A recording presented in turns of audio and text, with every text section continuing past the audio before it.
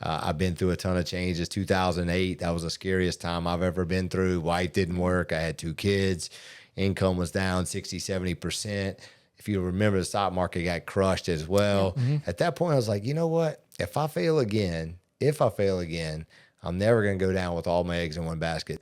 Welcome to the In the Arena podcast. My name is Jared Miguez, a co-host on this podcast that brings you the inspiring stories of our clients who are leaders and innovators across different industries in Southeast Louisiana. They are visionary entrepreneurs, savvy real estate professionals, media creators, military business owners, and community champions. And we are going to showcase the remarkable achievements and share their personal stories. Tune in for insightful conversations, valuable lessons, and motivational stories that are going to reveal their secrets to success and offer you insights to help you on your own path. Welcome to In the Arena podcast. I am super excited to have one of my really good buddies here, Ryan Larussa.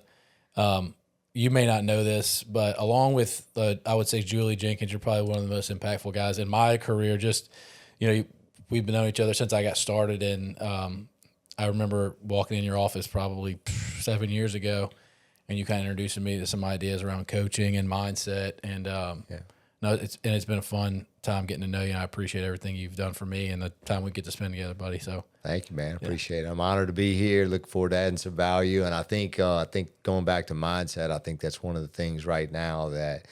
After 23 years of being in this industry, if your mindset's not correct, I just came back from a coaching seminar the last 3 days of last week, and there's a lot of changes going on, and it all starts with what you can control, which is your mindset and your actions. Yeah. And so there's a lot of great mortgage companies, a lot of great title companies, but one thing I know at the end of the day we can control is mindset and attitude. So looking forward to spending some time with you guys. Thank you for all you do. I still remember when you walked into my office. Good-looking guy, got a cool vibe to him. All the women, when you're leaving, they're like, "Who is that guy?" I'm like, "Hey, he's married. He's good." They wanted to know your hair routine. I'm good. They wanted to know your hair routine. That's what it was. Good. He's married, so back off. Yeah. Yes, well, indeed. So, just to let everybody know who you are. So, you're Ryan Larussa. Yeah. You've been a loan officer for 23 years. I have been. Yeah. Currently at GMFS. You've been there for a long time. Yeah, since 2008 when the market crashed. I know there's a lot of changes coming up in July. I've been through a ton of changes. 2008, that was the scariest time I've ever been through. Wife didn't work. I had 2 kids. Income was down 60, 70%. If you remember, the stock market got crushed as well. Mm-hmm. At that point, I was like, you know what? If I fail again, I'm never going to go down with all my eggs in one basket. So GMFS was looking for a retail platform. We had a pretty decent one. We were just looking, honestly, for a lifeline. And so at that moment, we were like, hey, guys, we need to lock arms. We had like 20 employees. We were down to 3. They had a couple hundred. They were down to less than 30. It was a very scary time for many of us. So you own that business? I do not own GMFS. But you owned the business that GMFS partnered with. Prior to, yeah. Okay. So we married with them. It was a great match. They were heavily known in the wholesale industry. We kind of brought the retail platform there. A lot of subprime stuff being done. To be honest, I was scared to death of purchases and real estate agents and title companies. I was like, man, I know a refinance in and out, but I don't really know purchases. So that's kind of how I cut my teeth. Left Southeastern in 2001 for the first 7 years. You couldn't do anything wrong in the mortgage business. I know a lot of people said, "Oh my gosh, man, is it ever going to end?" And we all thought that it wouldn't. Mm-hmm. And it was a brutal end to a very short run. When you think back, 6 or 7 years is not that long, right? And it came to a hard crash. And so been through a lot of change, been through a lot of hurricanes, floods, different things like that. So just excited to kind of bring my experience to the table. It's not just me. I have a great team around me, a small team here at GMFS in Baton Rouge. We do business all across the country, and I think licensed in about 11 different states right now. So helping people all up and down the Gulf Coast region. And again, our team is what really makes it, not just me. Yeah. So let's go back to from when you get. So in 2008, when you came over, you brought over your whole team, and over that period of time, I've known we got to know each other in like 2016. So probably halfway between then and now. You were doing you were productive and successful at that point. But like we've talked, we've kind of gone through cycles, and we had ups and downs whenever Trid happened and, Ida happened, and a lot of things. And the floods of Baton Rouge, all that stuff. That's 16. Yeah. And so you've built a team over the years, right? And it's taken you a second to get the right pieces in place. But last year in 2023, you were the number 2 most productive loan and mortgage team at GMFS. Is that right? Yeah, we were fortunate enough to be number 2 in the state, right behind Doug Bickley and then Stephanie Machado, which is obviously with GMFS. We've been very fortunate to be able to do some pretty cool things. We helped about 270 families last year, which was just in a very tough year. We were very fortunate to be able to have some, a little bit of success. And I think the big thing, which you had mentioned, is like when you go through struggles, and that's what I want to encourage anybody today. It's like, hey, man, we all go through struggles. Right. I'm part of a great, coaching company that kicks me in the tail every day. I don't need the kick in the tail, but I understand one thing: when you have accountability, that will create profitability. Yeah. And so when we look at our numbers and we look at the systematic approach, what we do is not brain surgeon. Hey, look, it's closing the deal. But in today's market, I've seen a lot of fallout, a lot of people homeless because 68% of the mortgage transactions do not go well. Of a poll, and you can go back and look. If you ask somebody, how was your mortgage experience? Most people are like, it was awful. Have you ever, if it was good, have you heard from the guy that helped you close in the past? And that's almost never, right? Yeah. So there's little bitty things that we help, not just our team, but our referral partners. And that's kind of what I like to talk about as well. It's like, man, what are you doing? Who are you doing business with? Because we know title company is super important. The agent's super important. The mortgage company, it's got to all work together to close that transaction in about 18 to 20 business days. Yeah. A lot of things got to happen. Yeah. So, well, and in a challenging market, it requires skill. Mm-hmm. And a lot of people, we would say that's common sense, but it's definitely getting tested with, are all members of the team skilled? Yeah. And it's what are each part of the members of the team, what do they bring into the table? Mm-hmm. Because every single part is facing like issues, and with the challenges we're facing right now, it's like, hey, we need everyone batting well right now for us to get deals across the closing line. And so I can understand that. Look, going back to when, in 2008, you were talking about with that merger, that you're like, look, there was such a drastic drop of the team, right? Mm-hmm. Went from 100 to, 30 people, and then you said 30 to like 3 or something like that. It was something like that. Scary. So those are huge. Now, I'm not saying we're seeing those numbers right now, but we're definitely seeing movement where a lot of people are, maybe the homeowner who did a loan transaction, maybe they haven't heard from their lender because they're no longer in the business, right? Or their agent, right? Sure. Whatever that may look like. And so in this time when things are changing and challenging, that's critical that you're showing up where the team is a vital part, but that, hey, like, what does that look like? So what is something that, when it comes to your team, what are some of the things that you're encouraging your team with right now? For example, these fallouts and whatnot. How are you, for example, right now with the leadership of your team saying like, hey, hey, things aren't easy right now, so I can't say, hey, things are all rosy and fine. But what does that look like? Yeah, absolutely. Well, we have a very simplistic approach, and I think anytime you see a shift in the market, you got to go back to the basics. I hate to hear that because I'm a big rock thinker. I like to go out there and conquer the world. But at the end of the day, when we show up every day, it's all about impacting at least one family a day. So if we can do that, we can go get 4 or 5 leads a day. One thing in my coaching seminar last week, we were talking about your hand. And so for all of my real estate agents out there, I said, look, think of your hand as this: your palm as one part of the business, your thumb, index finger, middle finger. And so we teach our agents and our referral partners that you have to have 6 pillars to be able to get business from.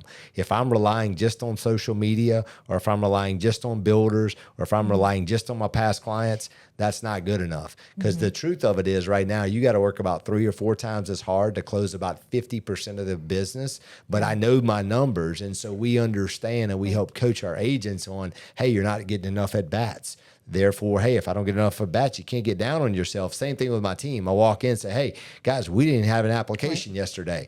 How in the world are we going to hit our numbers by the end of the week? So again, it goes back to accountability equals profitability. If I know my numbers every day when we walk in, I look at my team, I say, hey, 1, that's all I'm looking for today. I'm looking for 1 good application a day. If we do 20 a month, 25 a month, guess what? At the end of the month, it's going to get the return that we want.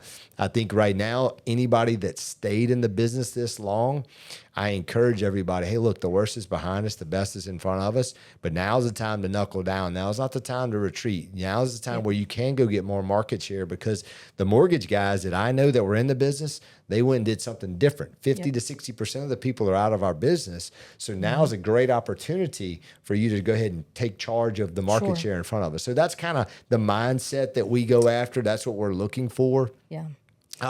And then I think too, the big picture is like right now, first time home buyers, they were boxed out of the market for the last 4 or 5 years. Yeah. So where are we fishing? Are we fishing in that pond where first time home buyers live? Because that's where we have to be fishing. Or are we fishing over here where somebody that really doesn't have to make a move? I would like to move. You might like to move, but what's the real need there? So we really got to uncover the need, figure out, hey, look, you're renting, paying $2,200 a month. Did you know that we could buy, and here's the route? And so a lot of times we just don't stop and think long enough. Hey, here's where the fish are. Let's fish over here and catch some of these. Well, it's pivoting. And so it's smart. Like you were talking about how you weren't dealing in the wholesale market previously on the lending side. Right. And so, but when with GMFS, when you were like, hey, look, I wasn't dealing with purchases. I was dealing with refis.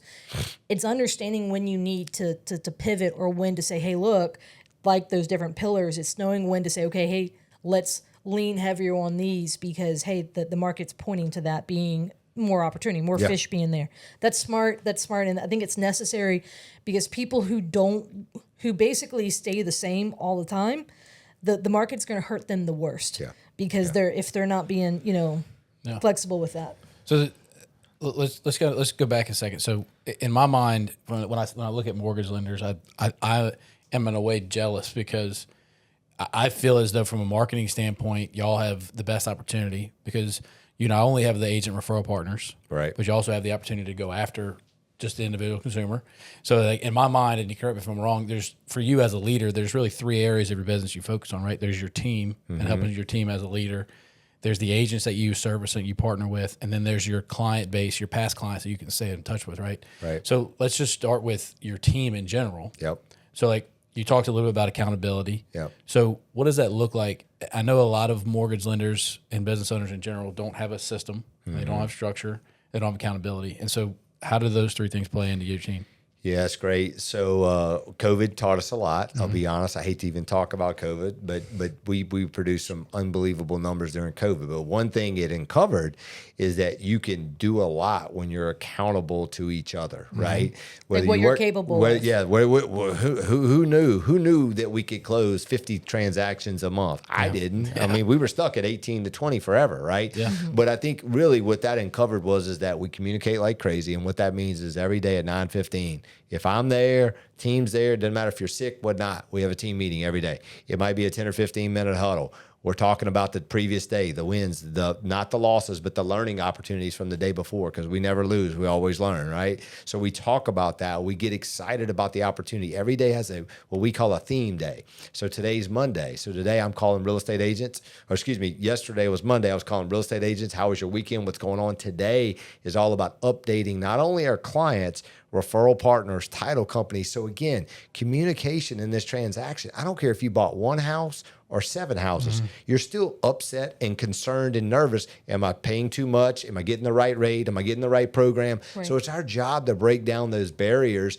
and explain what's going on. So that's kind of our team aspect. Then you had mentioned, hey, real estate agents and partners. Again, I'm not going to sit here and tell you I'm not worried. I'm not worried because I have a system. Now, if I didn't have a system, I would be worried about what's coming up in July. I've been through 2008, which was a market crash. I've been through Dodd-Frank, which was a huge, if you go back and look at Dodd-Frank from our angle, that was a huge, huge change. Guess what? What year was that? Yeah, that was around that 2012. It really started, it was delayed a couple years, but by the time it all hit the fan, really in 2012, 10 to 12 was kind of in that period. But here's the deal. So as crazy as this might sound, every loan officer out there was paid based upon a fee, not based upon a volume of what you do. So I heard things as, You will never close another deal. Everybody will go to a bank. There's no way you can disclose. Sure. We have to send out a RESPA package within 72 hours of everything, basically spelling it out to the client. Well, we don't even have all the information. Yeah. So if you really start to break down the process and what goes on behind the scenes from a lending standpoint, there was a lot of things that were like, man, there's no way we're going to be able to close deals. And guess what?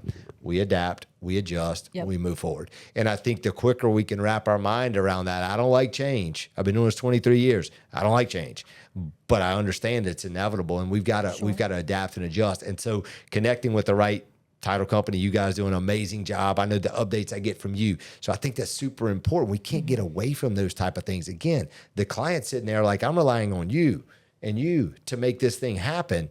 And I don't really know the right questions to ask. So we got to inform, and we got to educate, and we got to lead them from point A to point B through the process in a very short time. And I love that. By the way, you guys just sent out a newsletter, which I read it and I learned something from it about the road home program and how they're going through the road home part. And that stuff like that's huge. And I think, first of all, there's being a educator. So, right, like it's a lot of times you can put on that trusted advisor role, and there's very few roles in society more, respected than that, right? And communication's huge, right? Because the lack of it leads to all sorts of things. And so I think that's critical. I love that you guys, not only within your team, and I know it's hard to reflect on COVID and saying like, because it was crazy for many reasons. But it is also interesting to see, like, basically when you flood the system, what does the system do? Yeah. Yeah. And you rise to the level of your system, right? Yeah. And a lot of times, so one of my business partners, he talks about breaking things. He's like, Courtney, don't worry, just break my system. Now he's my operator, my integrator.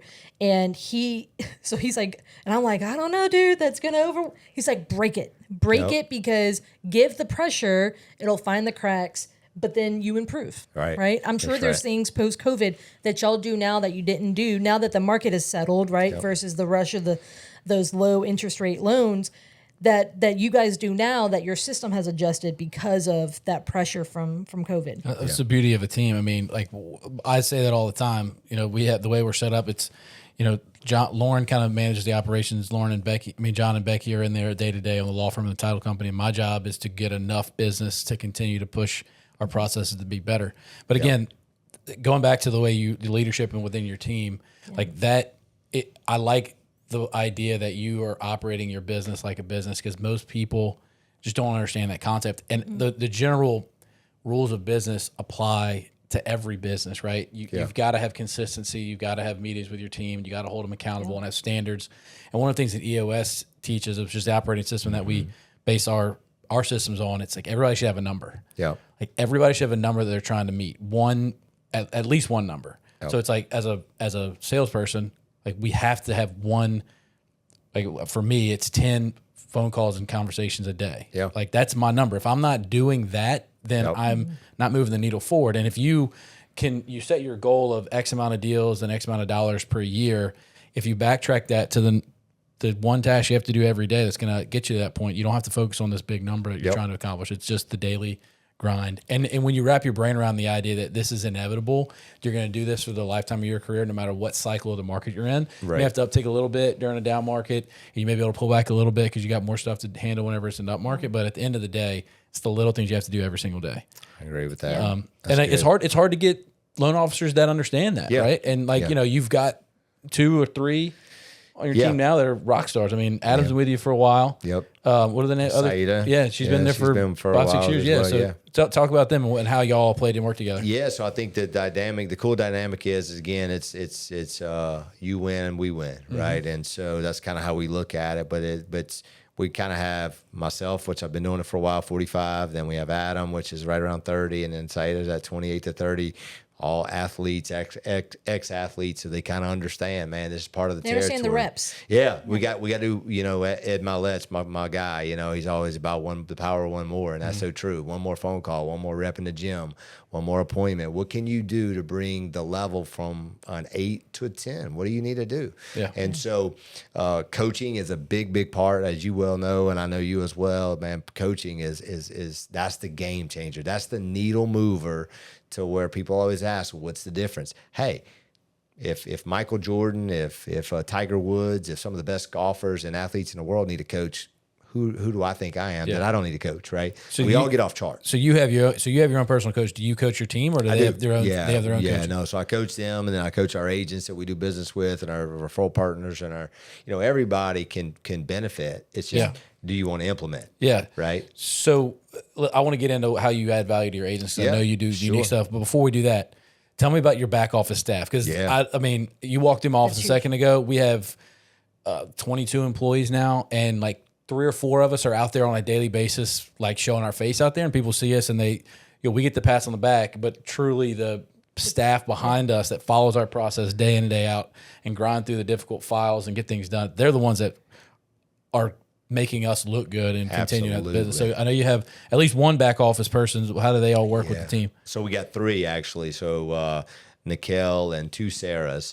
And they have full, all my agents, builders, referral partners have full access to my entire team, not just me, but to the back end, which makes them feel good because, again, we're dealing with their paycheck, right? And so that's a very important task that we know as a team, like, guys, it doesn't matter when it is. You got to answer the phone. You got to respond. You got to update on Tuesdays and Fridays.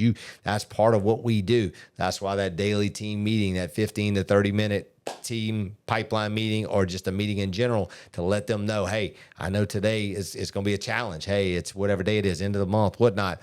But every day we got to show up and perform. There is no day off. You know, it's just kind of the way. That's kind of the way that we operate. We have, ours is not a daily meeting, but once a week, our front office person, Haley, who's like really the one that keeps the machine moving consistently. Yeah, she's awesome. There's 3 attorneys that we all split the files, but once a week we get on a call and go through every single file. And it's to get on making sure that our system's being followed. Because I mean, you inevitably things happen and you can miss a file, but if you're constantly staying on top of your stuff and reviewing it, that's how you don't miss things. And it's boring. I mean, even the team, I have to remind them, like, oh, well, it's starting to take longer than we originally thought. Well, yeah, we got more business, and that's good. But we have to. That has to be the foundation of our business. Because if we don't consistently stay on top of the communication, because that's really the whole point of it. It's to make sure that we're we're touching base with the right people on a regular basis. Because those files can lull you to sleep. You got one file that's in the system, waiting on a few things to be fixed, and you might forget about it, and then it sneaks up on you because everyone wants to close early. And if you'd have just been checking on it every week, you'd have been consistently following up and got an indication like, hey, we might be. So it's huge. I think, again, I just love the fact that you have a system within your organization, because most people don't. Well, I think you just mentioned the follow-up is where the money's made, right? And so in today's world, I think depending on who you talk to, 6 to 10 follow-ups before you get that meeting, right? I mean, that's huge. We were so accustomed in the last 3 to 4 years. Hey, man, files were dropping in our lab, dropping in y'all's lab. Their systems were kind of broken, but you still look good, even though you looked a lot better than you really. The P&L looked good for sure. Right. That's right. But at the end of the day, right now, we got to pound the ground just to get 50% of the business. Look, we got a great year going, and we had a great year last year. But we're still down 40 to 50%. So again, 3 times as much work for half the business. Yeah. Now we're gaining more market share, but locking arms with good partners is so vital. Let's talk about that then. So, from like real estate investors, the people that and the way that I always look at it, it's like my referral partners and the people that I align with, the people that I just relate to in general and that I enjoy being around, right? I mean, we've been in this long enough to know that, there's a lot of people out there. There's enough business for, no, I wouldn't say everybody, but there's a lot of business for a lot of people. Sure. I like to align with people that I can relate to and add value to and that are growing with me. And I know you feel the same way. So like you hold your team accountable and you coach them. How do you do that with your agents? Yeah, so I think the first place that we got away from during COVID, myself included, was we were doing a lot of Zoom and we were doing a lot of, checking in, phone calls. We don't do that. It's got to get face-to-face. We got to figure out the hole in their business, the hole in our business. What are you struggling with? What can I help you with? Yeah. A lot of people just, hey, give me the lead, give me this or that and the other. So it's a reciprocal relationship. But I think the first place where we always start is we sit down and we talk about, hey, look, I know it's a tough market. What are some things I can do to help you with your business right now? Is it prospecting? Is it team building? Is it, hey, look, man, I just need a fresh start. Maybe I just need accountability daily, weekly to help me grow. Maybe my scripts are not as good as what have you been role playing? Have you been doing some of the things that at the end of the day, not sexy, but they get the results, right? Yeah. If I told you, hey, we're going to get 80 leads this month. If we convert those at 25 or 30%, you're going to love that number. Yeah. But if you only get 8 or 10 leads and you have no idea where your business is coming from and you're not following up, you're just not going to be successful in this market. But I think going back to finding out the holes, getting face-to-face, having coffee, having lunch, having some mastermind groups, getting around other folks that are doing it at a high level is super, super huge. That conference I just got back from, I coach real estate agents and lenders all across the country.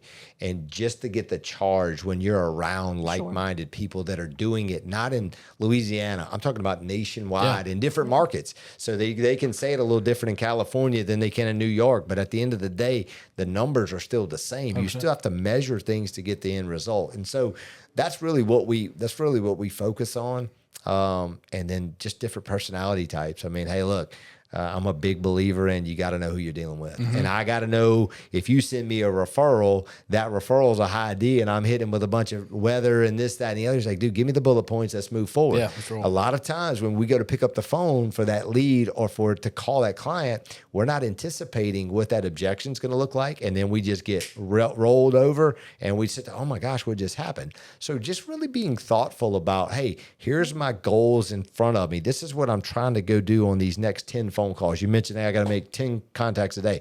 Same thing here. I know how many contacts I got to make. I know who I'm calling. I know what I'm going to say. And at the end of the day, I'm going to get you a referral because that's my job on that call is to figure out what I can do to get that person in the pipeline so we can close the deal and earn a referral. Yeah. That's what all of our business cards say. Hey, the biggest compliment's a referral. Well, what am I doing along the way to create that referral? Sure, yeah. I think that's the most important part that we all got to go back to. And honestly, we all, myself included, got sloppy habits the last 3 or 4 years because business was easy. Yeah. You reminded me, I literally just got done with that event today and I was just rolling through my head all the people I need to go follow up with after I get done because that's what it is. It's all about following up, sending people, reminding that you saw them. Well, and that's a huge part. So I moved to where I'm 100% referral-based business. I don't do any prospecting, and I'm thankful for that. But a lot of people are like, oh, that must be nice. I'm like, no, you don't understand. I still have, instead of a CRM, I have, in my office, a whiteboard that it's like, hey, these are all the people that I need to talk to, follow up with, that I need to get with. And that's how business moves forward. And so it can't just be this placid, this laid back approach. And so one of the biggest things I'm hearing from you is intention. Mm-hmm. You are doing this by design. Yeah. Now, of course, we can talk about how the COVID years, whatever, you might have felt lazy or whatever. But here's the thing, though, you were still actively out there doing things. And so Jim Rohn talks about how success is not some catalytic event, right? Mm-hmm. It's not this big one-time thing, but it's, every single day you're going out there and you're doing the basics, the fundamentals, right? But he said on the other end of that, well, what is failure? It's not a big catalytic event. It's the lack of doing the fundamentals, right? Good. And so, it's all critical. So, and I loved how you mentioned about going to the conferences. You've been in the business for 23 years. Sometimes you find people who, they get in the business for a little while and they're like, oh, I'm good. Yeah, I've got it, right? Those, I'll go to 6 to 8 conferences a year, and I compare it to like going to the chiropractor. It like resets me, right? Mm-hmm. Like it helps keep me aligned. It helps keeping me on track. Obviously, it's continuing to add to my tool belt in the sense of sharpening my skills and like it's like the idea if you want to cut down a tree, what do? Do you cut down for the whole time, or do you sharpen your axe? Right. Those are those things. And so those are things, I can hear it. You're bringing that to your referral partners. You're bringing that sharpened axe versus just, because a lot of people, they hear, oh, I need to call and talk to people, go have the coffees, do whatever. A lot of people don't do that. They're transactional, like you're talking about, right? They're just, bada boom, bada bang. What can you give me? Mm-hmm. But then you've got the people who at least know to pick up the phone or go do the coffee, but it's not lasting. Why? Because they're not depositing it into those relationships. It's all just withdrawals. Right. And so I can appreciate when people who are not transactional. Talk to me about, right now, like obviously the market is, especially in Louisiana, it's very difficult. Mm-hmm. I know you talk about how you're trying to help your referral partners and various things like that. With us not really, we can't guarantee what the next few weeks, things like that. Talked about some of the things that like on a normal week, is it Like, how do you find new referral partners? And then how do you also continue to, I know you talked about with like existing ones where it's like, hey, how can I help you? Do you do the same thing with new ones, or do you do things differently? Yeah, I think it all goes back to where's your business coming from. So for me, 85% of my business is from real estate agents, right? And so for my referral partners or my real estate agents, I said, hey, look, who are your VIPs? Who are you doing business with that you really have to lean on in a time like this? That's very important. But the next thing that I think, there's all this negative news. And look, I'm not a news guy. I don't listen to the news. Sure. I listen to this mindset, which I feed every single day. But more importantly, we've got to make sure that we're relaying real information. So if you went back, and I use this a lot with my clients and with my agents, I said, look, last year at the end of the year, October, November, December, very trying time. Very Rates tough. went way up. Market's going to crash, rents are going to go through the floor, and the prices of homes is going to plummet. So I quickly right now say, hey guys, if you just go back to this article and this article, what did it say? It's all this negative news. Right now, BlackRock, Zillow, the different, whether you like them or not, the pundits are out. CoreLogic up 5% year over year. Okay. Rents did not tank. Insurance is a big talking spot in Louisiana. We can talk about all the negatives, but we can also talk about the appreciation and you paying this amount of money in rent and doing these things. We just got to educate our clients. We can't be scared of, hey, it's a tough market. That depends. I mean, hey, the tough market, and what I saw was people writing 25, 30 offers, getting declined, getting beat out by cash. I had an offer 2 weeks ago we're working with. We went $55,000 over with a $5,000 escalation clause and lost it to a cash buyer. So, you don't hear about that information on the news, but that's real life stuff. So my mindset is, hey, look, I'm coming in that office. I'm going to pound VIPs, real estate agents, past clients. I'm going to work with builders, CPAs, divorce attorneys. So there's a lot of different areas that we can go get business from. It's all about what are we focusing on? I live in Baton Rouge. LSU's got the highest attendance that it's ever had, highest. So what do I initially think? Well, people are going to school there. They need housing, right? I know my son's going to LSU. I'm like, look, I'm not going to go put him on campus. I'm going to go buy a piece of real estate, and so coming up with creative ways to figure out what we can do to solve the need. And yes, the industry is getting shaken up right now, but our job is to solve the problem. And if we can solve the problem and we can come in there and come up with a solution, then we're going to become that client that client saying, hey, these guys are going to be here for a lifetime. Yeah. And that's what we all want. It's so funny. I mean, we don't have to get into the NAR lawsuit because I don't know enough about it to even get into it. Yeah. And like you said, I'm not a news guy either. But every time there's a shift, there's an opportunity for somebody. For sure. Right? You got to be, and like we said, I mean, you don't like change, you do like change. When there is a shift, there's an opportunity. Right. And if you just sit there and you focus on the fact that you've got to change and you don't want to, then you're gonna have a hard time. If you focus on finding the opportunity and where the business is being had, there's going to be business to be had. Now, I will say this, and I've said this a couple of times, and I haven't anybody really challenged me on it. But the thing I think that's going to have the biggest effect on whether we can buy and sell or those transactions happening is if we can't get a hold of insurance, can't get a hold of the fact that the taxes are about to go up during a reassessment year. Right. I mean, those two things are big. Because that's going to affect people's ability to buy. That's right. As opposed to the monthly affordability part. Yeah. As opposed to the fact that these lawsuits are going to just shift how we do business. Those two things may affect whether we have business to be able to go get. So and people are working on those things, but I think you're 100% right. There's always opportunity somewhere. Yeah. Right. Real estate investors are getting in the market, buying second homes, buying investment properties in a down market potentially. And if you live in a town with college town, you're going to have people that are going to be moving into town for school no matter what, right? Right. People are always buying, no matter what. There's closings happening every single day. But the reality there is the question is, who are those clients? Right. And it may not be who you've always done business with. That's right. Right? It may not be that type of avatar client. I think that's important. And that's coming back to just knowing when to pivot, right? Yeah. And if you have to go learn a new skill, learn a new skill. Yep. If you have to, if you're rusty in an old skill, learn how to sharpen it. Yep. Whatever that looks like. So we've touched on your team, we've touched on your agent and partners. So your past clients. Yep. Like I said, I think mortgage lenders have one of the biggest opportunities when it comes to the fact that not only do you get people on when they buy, which is historically every 7 years. You get an opportunity to refinance them, usually within some point between those 7 years. But also, you can build relationships with your past clients, and you can build relationships with real estate agents and other referral partners. Right. So how do you stay in touch with your past clients? What value do you add to them? That's awesome. That's a great question. So, been blessed, fortunate, have about 4,000 past clients in this past 20-year career that I had.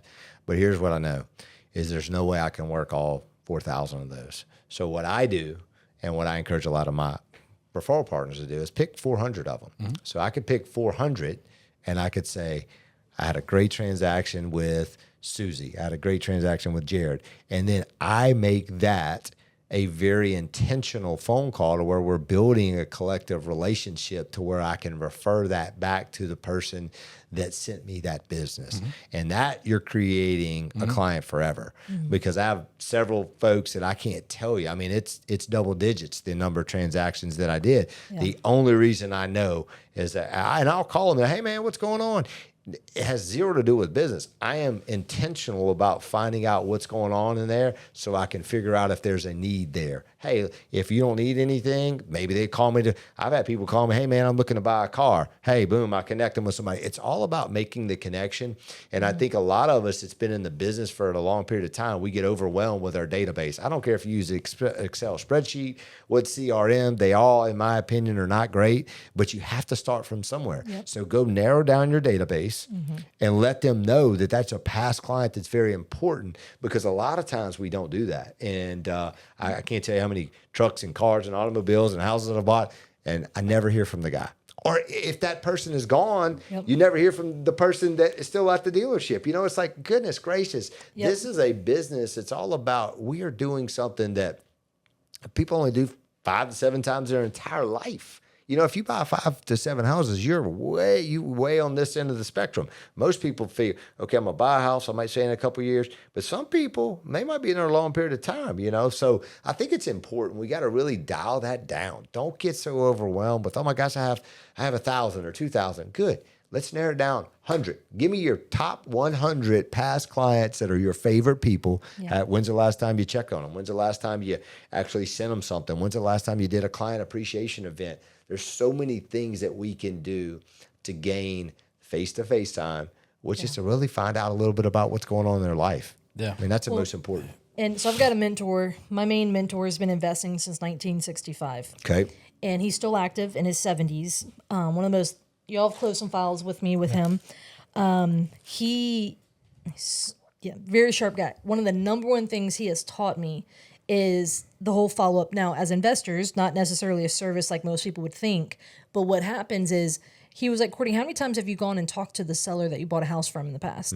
Right? Like how many times? He has 4 families that he's done 78 transactions with. Wow. Over the years, right? I was with him just a few weeks ago, and he got an email from a guy he did a transaction with in the 80s that he kept up with. Guy he's critically ill. He got a diagnosis, and his family does not, basically, he didn't do all his estate planning. Right. And so now he's critically ill, the runway's short.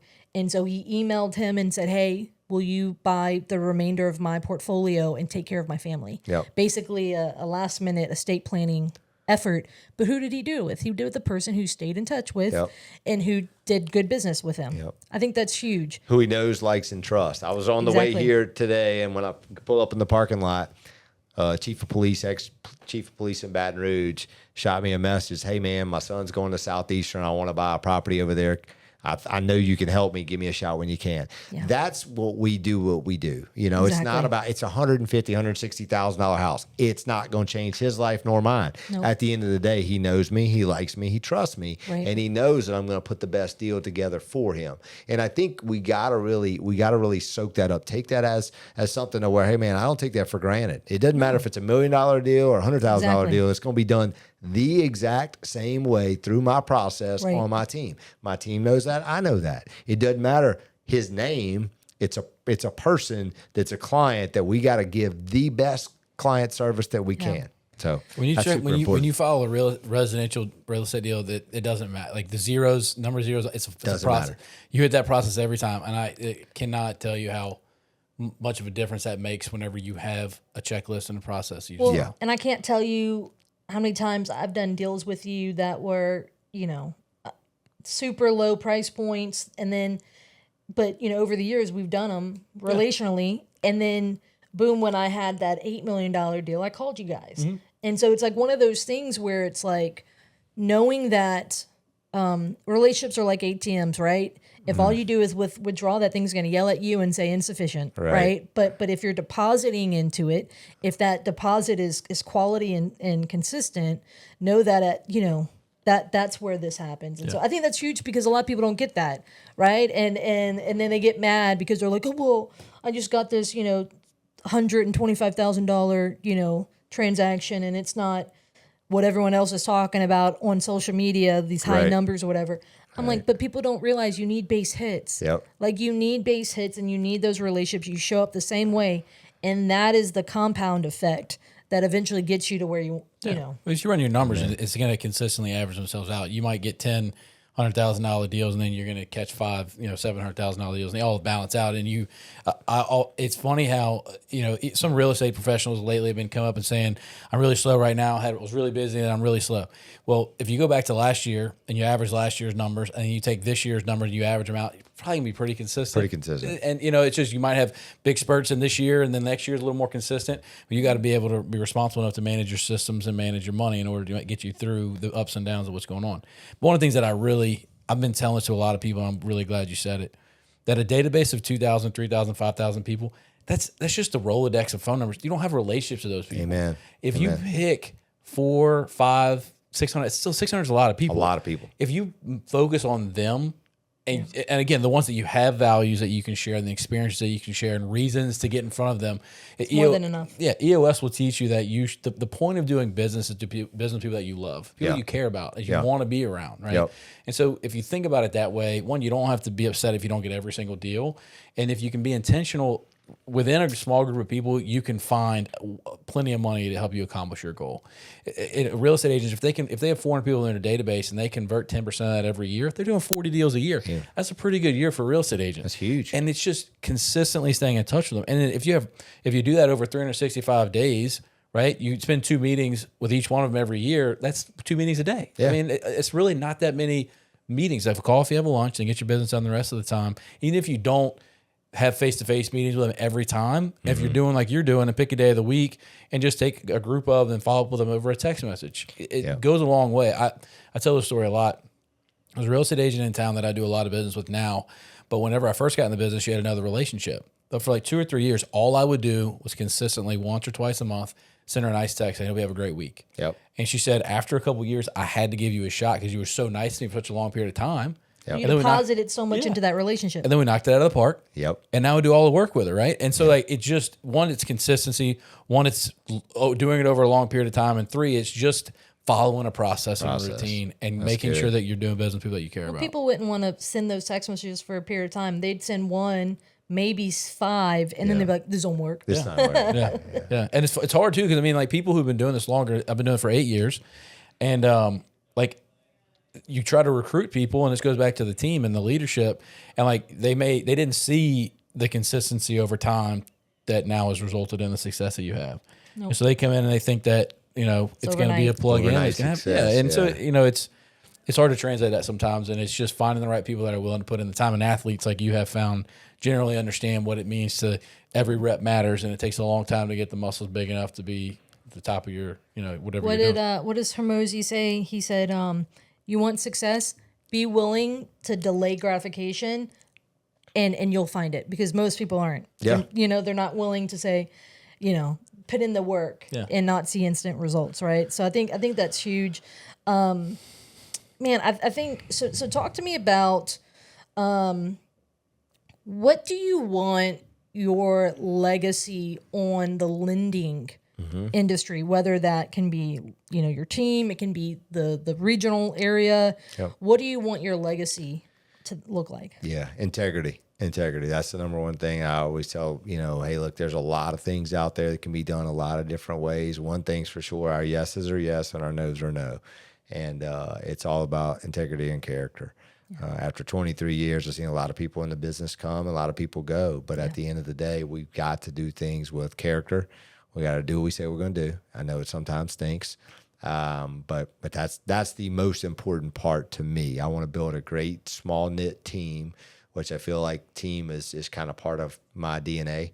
I like that. I like to coach others. I like to help others. It's not about my name on a billboard or my name in a stat. That doesn't do a whole lot for me. But being able to build a relationship and have other young individuals, which I've been able to mentor a lot of people in my industry, and one day be able to pass that baton on to somebody else and say, hey, this is how I got it. This is how I'm leaving it. We did it great. We did it with integrity every single day.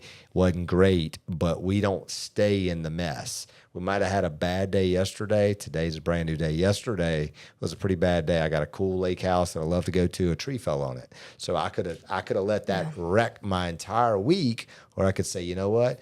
It's noon. I can't do anything about it. We can fix it. Same thing with a deal. A deal falls out. Hey, I don't want it to fall out. But did we do everything that we said we were going to do? Did we hold the utmost integrity? And did we update people along the way? Stuff happens. There's nothing you can do about it. It's how do you rebound from getting punched in the face? And right now, everybody in our industry has been punched, and it's tiring. Yeah. And it was supposed to change by now. We're already middle of May, and it hadn't changed. How long is it going to last? I don't know. But I do know this, that there's no reason to get out. If you lock arms with great people, you're going to be gaining huge market share. And that's really what I want to pass on to the people and just give those guys in confidence. You got to do something. There's a lot of ways to make money out there right now. You know, all the younger kids coming up, there's tons of ways. And I don't think it's a lack of they don't want to work. I just think that there's too many opportunities. Mm-hmm. Well, in our business, there's a lot of opportunities. There's a lot of cool ways you can do things. You can go online in 2 seconds and find out a rate. But at the end of the day, is that most important? The interest rate, if you can't get the deal done? I talk to people every day. They've been working with somebody for 2, 3, 4 weeks. They can't get a call back. Yeah. What they were told at the beginning is not what it is at the end. Well, look, I'm selling a deal. I'm hoping to close on a deal that I'm selling right now. And the first time they made an offer on it, they lost out because they didn't have the right. They didn't have their team. Their team wasn't right, including their lender, both their real estate agent and their lender, because it was a construction loan. Yep. And at the same time, and they fell in love with the property, right?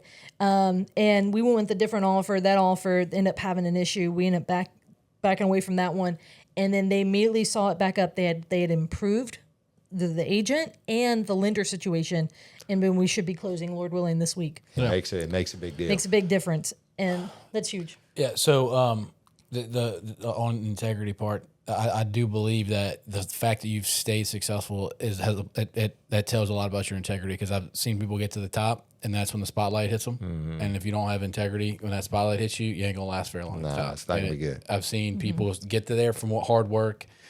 Didn't have the moral bumpers in place. It just amplifies what's inside of them. Yep. So as we transition, as we finish up, because we got a few minutes to finish up, I want to talk about your team, your family. Yeah. Because I know family is a big deal to you, bro. And you know your boy is a big baseball player. You've been running around ballparks your whole life. Now he's going to LSU. Yep. So tell us about your family a little bit. Yeah. So, man, wow. I don't feel this old, but I have a 19-year-old and a 16-year-old, and I got a freshman at LSU, which that's been interesting for him to leave the house. But it's cool, just like I just talked about. You want to mentor your kids to hopefully, see them go make an impact, but it's scary. So he left the house. He's doing great at LSU. And then I have a daughter that's super involved in cheer, and she's been doing that for a while, but she's a sophomore at St. Joseph's in Baton Rouge, and wow, my wife just keeps all of us running straight, but she puts up with a lot. Doing this job and doing what we do is stressful, right? And so to be able to turn it off and turn it on, but at the end of the day, if I asked anyone here, what are you doing all this for? You would say, I'm doing it for my family, right? Or I'm doing it for my fiance or whatever. But are we showing that at home? And so I always go back. My coach is always on me, is like, did you know that your calendar reflects your priorities? So I'm really big on time and intentionality with them. Hey, look, I'm going to work my tail off. I'm going to answer my phone at night, weekends, whatnot. But that's why we have a team. So I can step away, recharge, go spend time with the family, because That's what's most important. We're not guaranteed tomorrow. God willing, I can have a lot more years on earth, but that's super important to me. That's my why. That's my motivation. That's why I go and do what I do. But my family's super important. They've just been so supportive of this last, we went from working at home, close the door, closing all these deals to where, oh my gosh, your business is down 60%. It doesn't matter. Your family, you walk in the door, they just want to know that you're good and that you're home, right? Yeah. All the other stuff, it's gonna come and go. We can't take all that stuff with us, but they've been a huge part of my success. Yeah. So it's funny because no matter what kind of a day I have at home, my kids answer the door the exact same way. They're fired up. Every fired time. up. And it doesn't matter. And whether I get home at 5 or 8, Yep. they're in a run up to the door full speed and almost knock me over. And it's a perspective shift for sure. Sure. Well, man, this was great.